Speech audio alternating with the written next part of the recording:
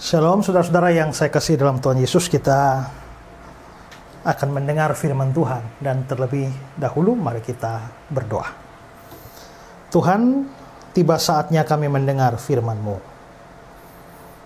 Kami tahu Tuhan bahwa seperti yang Tuhan katakan, manusia tidak hidup dari roti saja, tapi dari setiap firman yang keluar dari mulut Allah.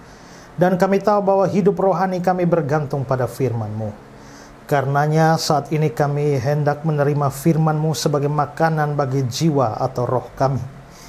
Tapi kami juga terbatas di dalam pengertian. Karenanya kami mohon pertolongan Roh Kudus.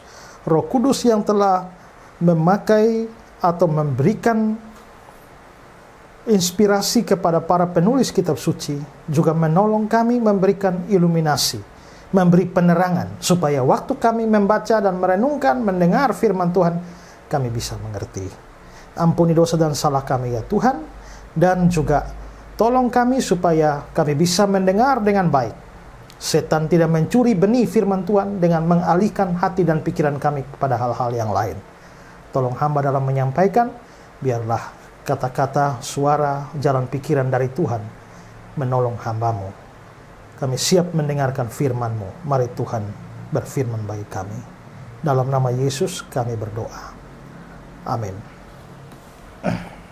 Shalom saudara-saudara.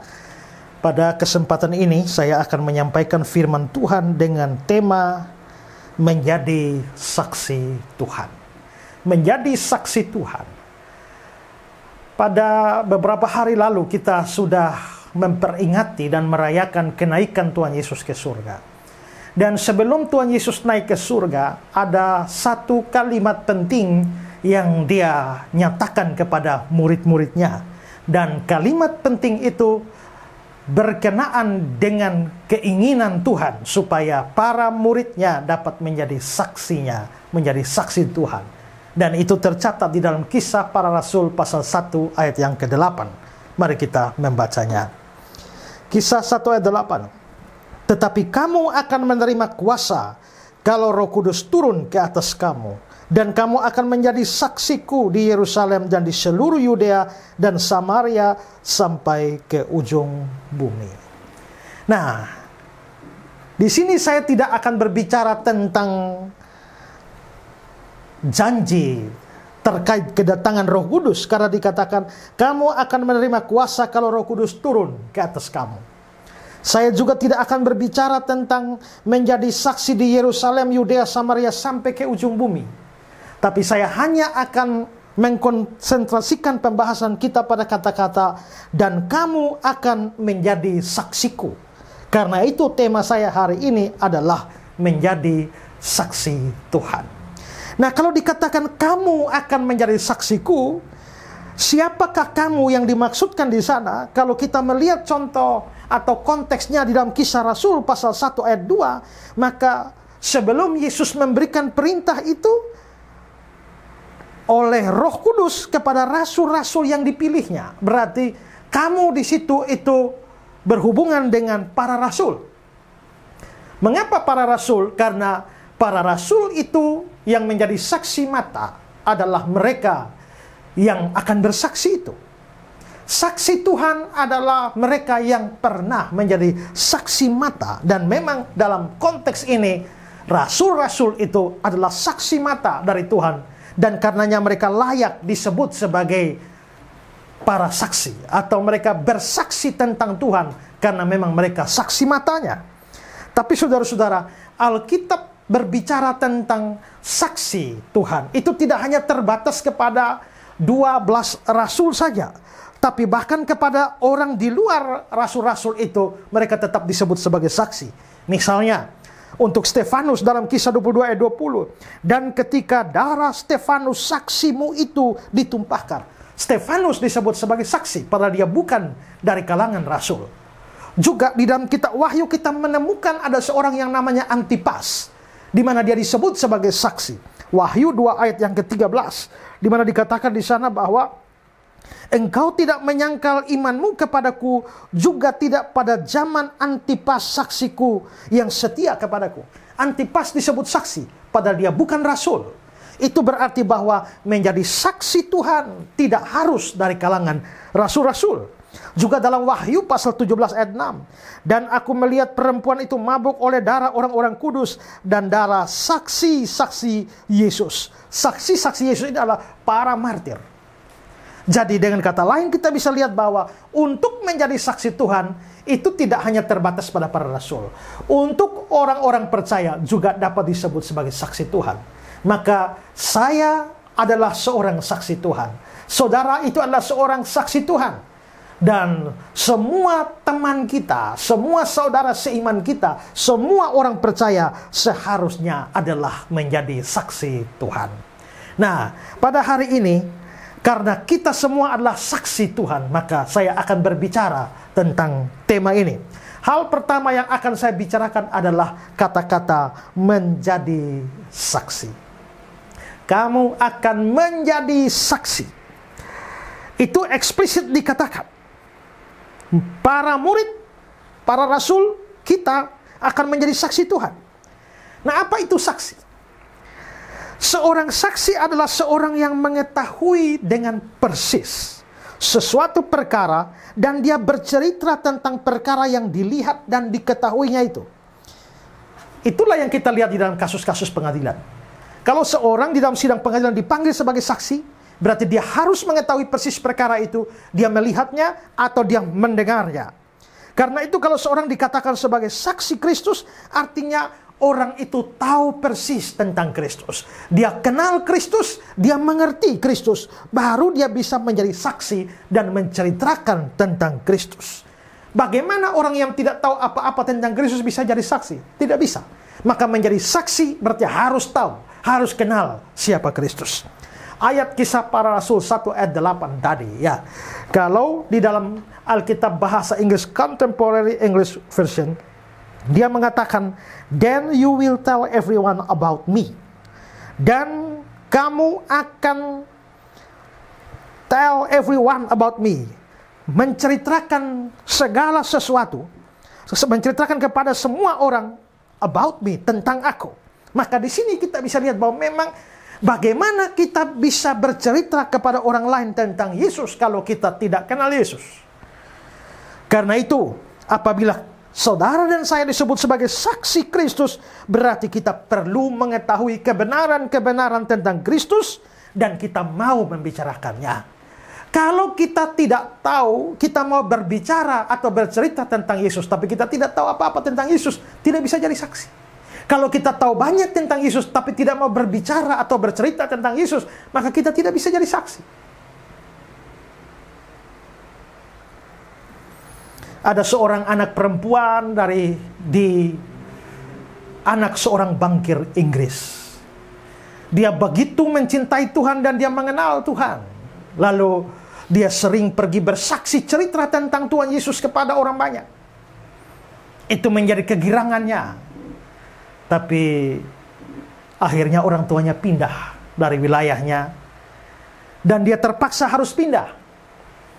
Tapi kerinduan dia untuk bercerita tentang Tuhan Yesus itu begitu besar.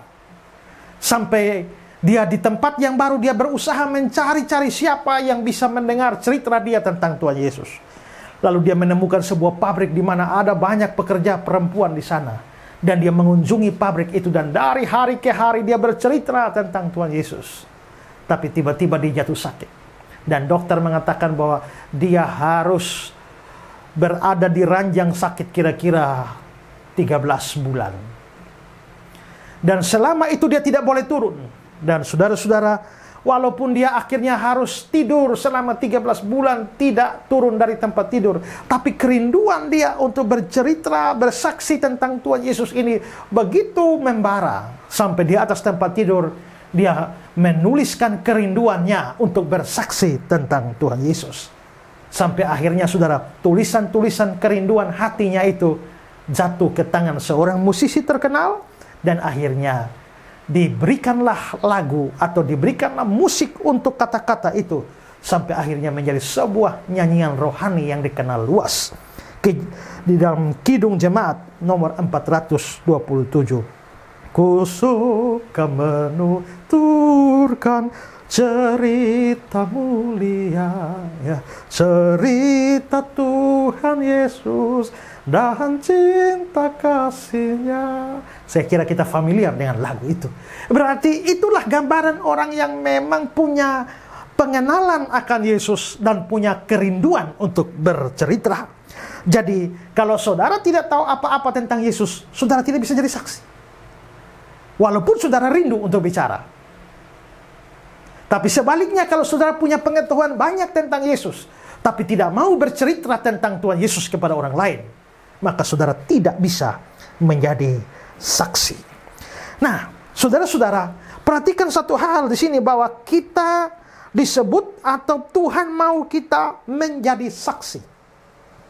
Bukan hanya bersaksi. Kalau kita membandingkan misalnya dengan Yesaya 43 ayat yang ke-10 dikatakan, kamu inilah saksi-saksiku. Berarti kita ini bukan hanya bersaksi, tapi harus menjadi saksi. Apa bedanya bersaksi dengan menjadi saksi? Apa bedanya bersaksi dengan menjadi saksi? Seorang bisa bersaksi tanpa menjadi saksi. Tapi seorang tidak bisa menjadi saksi tanpa bersaksi. Kalau saudara bingung dengan hal itu, coba. Alkitab bilang kita tidak boleh menghakimi orang, bukan? Berarti memang dalam hidup ini banyak orang menghakimi orang lain. Saudara bisa menghakimi orang lain tanpa harus saudara menjadi hakim di pengadilan, kan? Kita bisa menghakimi orang tanpa menjadi hakim. Tapi seorang hakim tidak bisa tidak menghakimi. Maka seorang hakim harus menghakimi. Walaupun di sisi lain ada orang yang bukan hakim tapi bisa menghakimi. Itu sama dengan orang bisa bersaksi tanpa menjadi saksi. Tapi orang tidak bisa menjadi saksi tanpa bersaksi. Nah, kalau kita hanya disuruh bersaksi, maka kita bisa bersaksi pada saat di mana ada kesempatan bersaksi. Misalnya pada waktu kita beritakan Injil, kita sedang bersaksi tentang Tuhan Yesus. Atau pada waktu acara-acara persekutuan, biasanya kita bisa bilang, mungkin ada yang mau beri kesaksian, maka saudara bangun, lalu bercerita tentang sebuah pengalaman rohani saudara. Saudara sedang bersaksi. Tapi kalau menjadi saksi itu artinya bahwa seluruh hidup saudara, entah saat kebaktian atau tidak kebaktian, saat ada persekutuan doa atau tidak ada persekutuan doa, seluruh hidup saudara adalah saksi. Dimanapun saudara berada, apapun yang saudara kerjakan, apapun yang saudara katakan, semua itu adalah saksi. Pada waktu saya menjadi pendeta, apakah saya hanya menjadi pendeta atau dianggap sebagai pendeta hanya karena saya berkhotbah? Hanya waktu saya pakai toga dan memimpin sakramen baptisan atau perjamuan? Tidak. Pada waktu saya berkhotbah, saya adalah pendeta. Pada waktu saya memimpin sakramen, saya adalah pendeta. Pada waktu saya menyetir, saya juga adalah pendeta. Pada waktu saya ada di jalan, juga saya pendeta. Pada waktu saya pergi ke pasar, juga adalah saya pendeta. Berarti pendeta itu melekat dengan saya dimanapun dan apapun dan bagaimanapun keadaan saya. Maka demikian kita itu bukan disuruh bersaksi, tapi menjadi saksi. Kalau kita menjadi saksi, maka dimanapun kita berada, di rumah, di gereja, di kantor tempat kita bekerja, di jalan raya, di pasar, kita semua adalah saksi. Maka kita menjadi saksi. Dengan kata lain, sikap, perbuatan, tutur kata setiap orang Kristen seharusnya adalah sebuah kesaksian terhadap orang lain tentang siapa Tuhan itu di dalam kita. Sekarang pikirkan, pada waktu saudara pergi ke gereja, saudara rapi, saudara tersenyum kepada semua orang, saudara menyapa semua orang dengan ramah, shalom, Tuhan berkati. Tapi pertanyaannya, waktu saudara jualan, apakah saudara menjadi saksi? Kalau saudara dalam berjualan tipu-tipu, mestinya barangnya jual beras 1 kilo, tapi saudara kurangi sedikit ukurannya, maka saudara gagal menjadi saksi pada waktu saudara berjualan. Pada waktu saudara membeli, apakah saudara menjadi saksi? Pada waktu saudara mengendarai motor atau mobil, apakah menjadi saksi dengan baik? Kalau saudara misalnya orang Kristen, jalan tidak pakai helm, tidak surat-surat, tidak lengkap semua, maka pada saat itu saudara tidak menjadi saksi. Saudara di dalam kantor memperlakukan rekan sekerja, memperlakukan anak buah, atau di rumah memperlakukan pembantu rumah tangga. Bagaimana? Dalam hal-hal seperti itulah seharusnya kita menjadi saksi. Dan kalau orang melihat hidup kita, apakah orang bisa melihat Kristus di dalam hidup kita? Itulah manfaatnya menjadi saksi. William Barclay menceritakan tentang seorang yang namanya H.M. Stanley.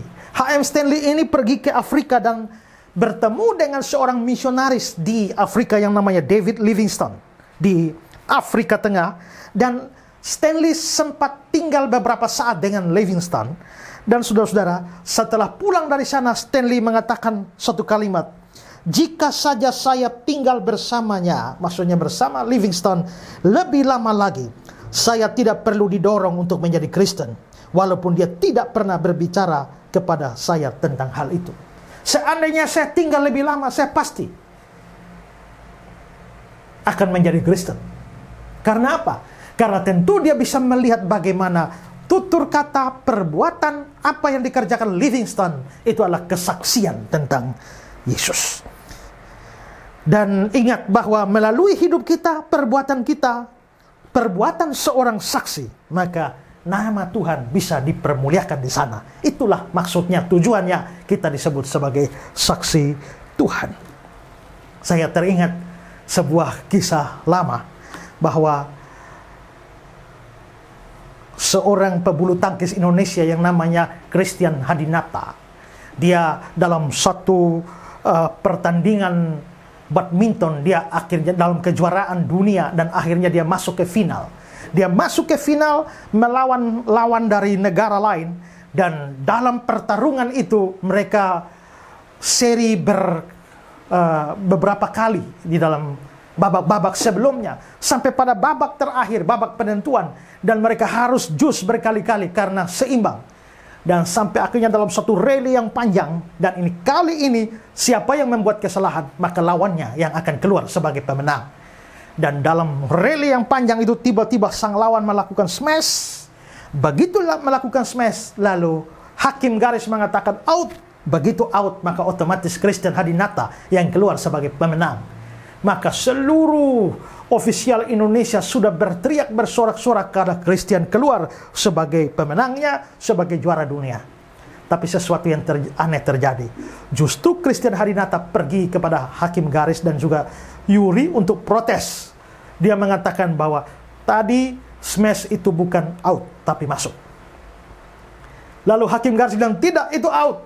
Tapi Christian Hadinata berargumentasi dan membuktikan, dia lihat dengan persis bola masuk. Dan kalau bola masuk berarti dia kalah dan lawannya yang keluar sebagai juara. Dan melalui perjuangan dia di dalam pembuktian itu akhirnya diterima bahwa smash lawan masuk. Dan dengan demikian juara dunia dialihkan kepada lawannya. Semua ofisial Indonesia bingung melihat apa yang dilakukan oleh Christian Hadinata. Lalu Christian pun meninggalkan lapangan itu. Dia dicegah oleh seorang wartawan, dan wartawan bertanya kepada dia, Christian, mengapa kamu melakukan itu? Mengapa kamu mengatakan bahwa bolanya masuk? Christian mengatakan, memang bola masuk, tapi semua orang mengira itu keluar. Kalau kamu diam-diam saja, kan kamu sudah jadi juara. Kenapa kamu harus mengatakan bola masuk? Lalu Christian bilang begini, dengar baik-baik. Nama saya adalah Christian, dan saya adalah orang Kristen, dan orang Kristen tidak boleh bohong. Wartawan itu bengong, tapi Christian sudah meninggalkan dia. Disitulah Christian menjadi saksi Tuhan. Lewat kejujurannya, dia telah menjadi saksi Tuhan. Nama saya Christian dan saya orang Kristen. Bukankah itu akan mempermuliakan Bapa kita yang di surga? Dengan kata lain, Christian telah menjadi saksi Tuhan di tengah-tengah dunia atlet dia. Maka marilah kita menjadi saksi Tuhan. Di tengah-tengah pekerjaan kita, di tengah-tengah hidup kita, di tengah-tengah lingkungan kita, di mana saja kita berada. Kita bisa bersaksi tanpa menjadi saksi, tapi tidak bisa menjadi saksi tanpa bersaksi. Matius 5 ayat 16, demikianlah hendaknya terangmu bercahaya di depan orang, supaya mereka melihat perbuatanmu yang baik dan mempermuliakan Bapamu yang di surga. Ini yang pertama, yaitu menjadi saksi. Tapi saudara, kata-kata itu bukan hanya bilang menjadi saksi, tetapi dikatakan, kamu akan menjadi saksiku. Ini yang kedua. Yang kedua adalah menjadi saksiku. Ku di sini jelas menunjuk pada Kristus. Karena Kristuslah yang memberi perintah. Kamu akan menjadi saksiku, berarti menjadi saksi Kristus. Nah, ini penting untuk ditekankan karena hari ini ada banyak orang bersaksi. Banyak orang melayani, tapi yang ditonjolkan bukan Kristus. Yang ditonjolkan itu adalah dirinya sendiri, atau gerejanya, atau alirannya, denominasinya, atau pendetanya. Tapi bukan Kristusnya. Saudara, saya pernah mengundang seorang anak muda untuk menyampaikan khotbah di persekutuan kami. Dia sekolah teologi, dia masih sekolah teologi, belum tamat. Dan dia sekolah teologi di Sekolah Teologi Reform Jakarta. Sekolahnya Pendeta Stephen Tong. Dan kelihatannya dia sangat kagum dengan Pak Tong. Dan dalam khotbahnya dia menganggap bahwa Pak Tong itu adalah gurunya. Sehingga waktu dia berkhotbah dia bilang, guru saya bilang begini, bla bla bla bla bla. Berikut lagi, guru saya bilang begini, bla bla bla bla. Guru saya bilang begini, guru saya, sampai saya hitung, guru saya bilang begini, guru saya bilang begini. Berapa banyak kali. Nah, saya tentu tidak melarang orang mengidolakan siapapun. Tetapi seharusnya di dalam pemberitaan kita tidak boleh ada orang lain yang kita tonjolkan lebih daripada Tuhan Yesus. Kalau begitu maka kita bukan lagi menjadi saksi Tuhan, tapi menjadi saksi bagi guru kita. Kita harus menjadi saksi Tuhan. Saya teringat satu peristiwa pada waktu saya masih melayani di gereja Agape. Pada waktu itu saya berkhotbah suatu khotbah dengan tema Kristus yang terbaik. Saya berbicara tentang Kristus di dalam surat Ibrani, di mana saya membahas keunggulan Kristus yang dibicarakan dalam surat Ibrani dibandingkan dengan banyak hal lain, di mana Kristus lebih tinggi dari para malaikat, Kristus lebih tinggi dari Musa, Kristus lebih tinggi dari Harun, Kristus lebih tinggi dari semua sistem korban agama Yahudi dan lain sebagainya. Kristus yang terbaik. Lalu biasanya setelah doa berkat sebelum jemaat pulang, kami yang melayani berdiri di pintu lalu menerima salaman jabatan tangan dari setiap jemaat. Dan seseorang tiba-tiba menjabat tangan saya dan dia berbisik kepada saya, terima kasih untuk khotbahnya. Mendengar khotbah Pak Esra membuat saya sangat kagum pada Yesus. Mendengar khotbah Pak Esra membuat saya sangat kagum pada Yesus. Saya senang luar biasa. Dan itulah seharusnya, jikalau saudara mendengar khotbah saya, harusnya saudara makin bangga, makin kagum kepada Yesus. Jangan makin kagum pada saya. Kalau saudara makin kagum pada saya gagal. Harusnya makin kagum pada Yesus. Tapi banyak orang bersaksi dan mendatangkan kekaguman pada mereka, atau pada aliran mereka, pada denominasi mereka, atau pada pendeta mereka, atau siapa saja. Ingat, kita bukan saksi semua itu. Kita ini adalah saksi Tuhan. Maka ingat, setiap kali kita bersaksi, melalui hidup kita, melalui pemberitaan Injil, melalui cerita-cerita kita, nama Yesus yang harus ditinggikan di atas semua itu. Kita bisa meneladani Yohanes Pembaptis. Setiap kali dia bersaksi, Yesus yang ditinggikan. Dalam Yohanes 1 ayat 19-20. Dan inilah kesaksian Yohanes. Ketika orang Yahudi di Yerusalem mengutus beberapa imam dan orang-orang Lewi kepadanya untuk menanyakan, siapakah engkau? Dia mengaku tidak berdosa. Katanya, aku bukan Mesias. Dia mengaku, aku bukan Mesias. Dalam Yohanes 1 ayat 26-27. Yohanes menjawab mereka, aku membaptis kamu dengan air, tetapi di tengah-tengah kamu berdiri dia yang tidak kamu kenal, yaitu dia yang akan datang kemudian daripadaku. Membuka tali kasutnya pun aku tidak layak. Dia bicara tentang Yesus. Pada kesempatan berikut lagi, dia juga bersaksi. Yohanes 1 ayat 29 sampai 34. Pada keesokan harinya Yohanes melihat Yesus datang kepadanya, dan dia berkata, lihat, anak domba Allah yang menghapus dosa dunia. Dialah yang kumaksud ketika kukatakan kemudian daripadaku akan datang seorang yang telah mendahului aku, sebab dia telah ada sebelum aku. Dia telah ada sebelum aku. Dan aku sendiri pun mula-mula tidak mengenal dia. Tapi untuk itulah aku datang dan membaptis dengan air supaya ia dinyatakan kepada Israel. Dan Yohanes memberi kesaksian, katanya, aku telah melihat roh turun dari langit seperti merpati, dan dia tinggal di atasnya, dan aku pun tidak mengenalnya. Tapi dia telah mengutus aku untuk membaptis dengan air, telah berfirman padaku, jikalau engkau melihat roh turun ke atas seorang dan tinggal di atasnya, dialah itu yang akan membaptis dengan Roh Kudus. Dan aku telah melihatnya dan memberi kesaksian, ia ini anak Allah. Lalu dalam Yohanes 3 ayat 30 dia berkata, ia makin besar tapi aku harus makin kecil. Dari sini saudara, kita bisa lihat bahwa memang Kristus harus menjadi pusat dari kesaksian kita. Apapun yang kita lakukan, bagaimanapun kesaksian hidup kita, ingat bahwa semuanya harus berbicara tentang Yesus. Karena apa? Karena kamu adalah saksi Tuhan. Bukan saksi bagi dirimu sendiri, bukan saksi bagi orang lain, bukan saksi bagi gerejamu, tapi saksi bagi Tuhan. Karena itu saudara-saudara, biarlah kata-kata Tuhan Yesus sebelum dia naik ke sorga, kamu akan menjadi saksiku, sungguh-sungguh dapat membuat kita menjadi saksi bagi Tuhan di tengah-tengah dunia di mana Tuhan tempatkan kita. Tuhan memberkati saudara. Amin. Mari kita berdoa. Tuhan, terima kasih karena kami sudah mendengar firman, supaya kami menjadi saksi Tuhan. Banyak kali kami bersaksi tapi tanpa menjadi saksi.